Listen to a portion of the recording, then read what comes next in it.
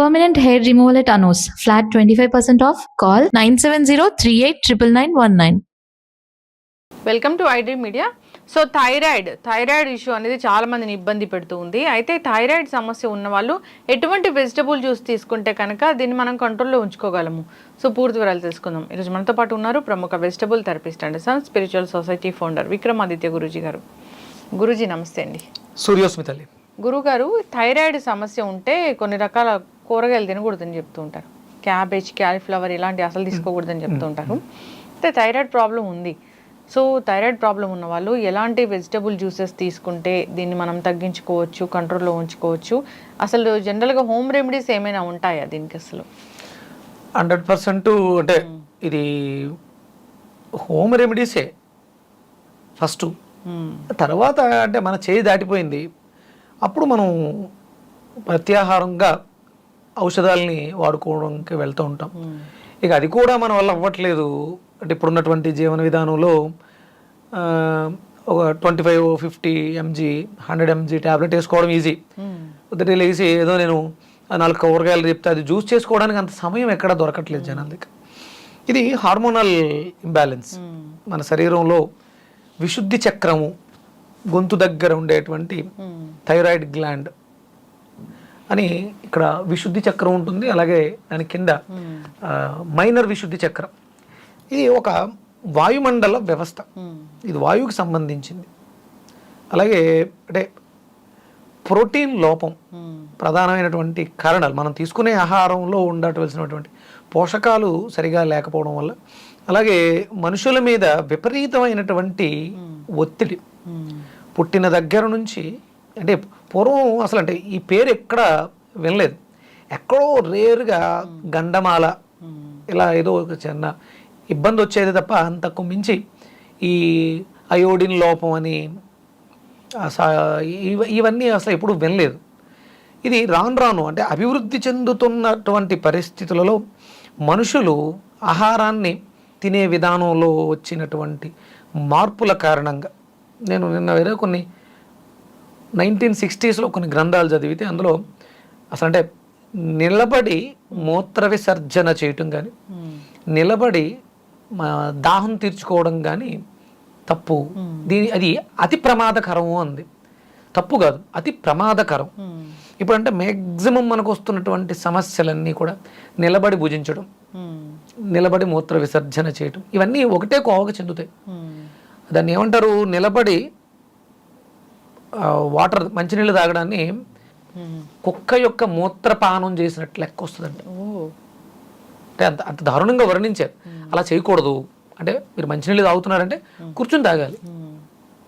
మీరు అంటే మ్యాక్సిమం కొంతమందిని గమనిస్తే మంచినీళ్ళు తాగేటప్పుడు కూర్చొని మోకాళ్ళ మీద మంచి దాహం తీర్చుకుంటారు. దాహం అట్లాగే తీర్చుకోవాలి. ఇవన్నీ మనం జీవన విధానంలో వచ్చినటువంటి ఫ్యాషన్, మోడర్న్ అండ్ దీనివల్ల వస్తున్నటువంటి సమస్యలు. ఇక్కడ మన శరీరంలో 3 వ్యవస్థలు పాడైపోతాయమ్మా. వాయుమండల వ్యవస్థ, మనం అదే మనకి కెటబాలిజం, మెటబాలిజం, ఎనబాలిజం. ఇందులో ఈ ప్రోటీన్ డెఫిషియన్సీ, ఆడపిల్లలలో హార్మోన్స్ ఇవి రావడానికి ప్రధానమైనటువంటి కారణం ప్రాసెస్ చేసినటువంటి నాన్ వెజిటేరియన్ ఫుడ్స్ ఎక్కువ తినడం. అంటే మామూలుగా నాన్ వెజిటేరియన్ తినడమే తప్పు. అది కాకుండా ఇందులో ప్రాసెస్ చేసినవి రావడం వల్ల, అలాగే కెమికల్స్ వేసి పెంచినటువంటి వీటి వల్ల ఇవి ఎక్కువగా వస్తున్నాయని చెప్తూ ఉంటుంది శాస్త్రం. అలాగే శరీరంలో విటమిన్ డి డెఫిషియన్సీ దీనికి ప్రధానమైనటువంటి కారణంగా తీసుకుంటారు. అలాగే వాళ్ళకి ఇదేంటి కాల్షియం, ఐరన్ ఈ లోపాలు కూడా దీనికి కారణం అవుతూ ఉన్నాయి. మన వెజిటబుల్ థెరపీలో నేనేం చెప్తానంటే, దీనికి నిమ్మకాయ మానసిక భావోద్వేగాల నుంచి అద్భుతమైనటువంటి ఉపశమనం లభిస్తుంది. నిమ్మకాయ, పొట్లకాయ కలిపి జ్యూస్ తీసుకోవడం ద్వారా మనసు కొంచెం నిలకడ చెందుతుంది. హార్మోనల్ ఇంబ్యాలెన్స్ అనేది బ్యాలెన్స్ అవుతుంది. ఎండోక్రైన్ గ్లాండ్ సిస్టమ్ యాక్టివ్ అయి మనం ఏం చేస్తున్నాం, ఎందుకు అంటే ముందు ఫస్ట్ మనసు మారాలి. మనస్సు అంటే మనం తీసుకునే ప్రతి పదార్థము మనసే అవుతుంది. మన ఇష్టం వచ్చినట్టు నాన్ వెజిటేరియన్ ఫుడ్స్ తినకూడదు. మనం అన్నం పరబ్రహ్మ స్వరూపం. కొత్త కణం అంటే చెడిపోయిన కణాన్ని తీసి కొత్త కణం రావాలి అంటే మీరు తీసుకునే దాంట్లోనే ఆ సెల్ లైఫ్ ఉంటుంది. అది ఆరోగ్యకరమైనటువంటి ఆహారాన్ని తీసుకోవాలి. ప్రకృతి సహజంగా మనకు దొరికే వెజిటేబుల్స్లోంచి, ఆకుకూరల్లోంచే మీరు ఈ సమస్య నుంచి బయటపడడానికి. ఇక్కడ విశుద్ధి చక్రం మనకి లేత నీలిరంగు కిరణాలలోంచి ఆ శక్తిని స్వీకరిస్తుంది. ఆ ఆకుకూరల్లో ఉండేటువంటి పత్రహరితం కిరణజన్య సంయోగ క్రియ ద్వారా మనం జరిగేటువంటి ప్రాసెస్ మన శరీరానికి ఎక్కువ గ్రీన్కి సంబంధించిన ఫుడ్స్, అలాగే ఆరెంజ్ కలర్ ఫుడ్స్ అంటే పప్పాయ ఇలాంటి ఫుడ్స్, ఆరెంజ్, కమలాబల పండు ఇలాంటివి అధికంగా తీసుకోవాలి. మనం మన శరీరానికి శక్తిని ప్రసాదించేవి.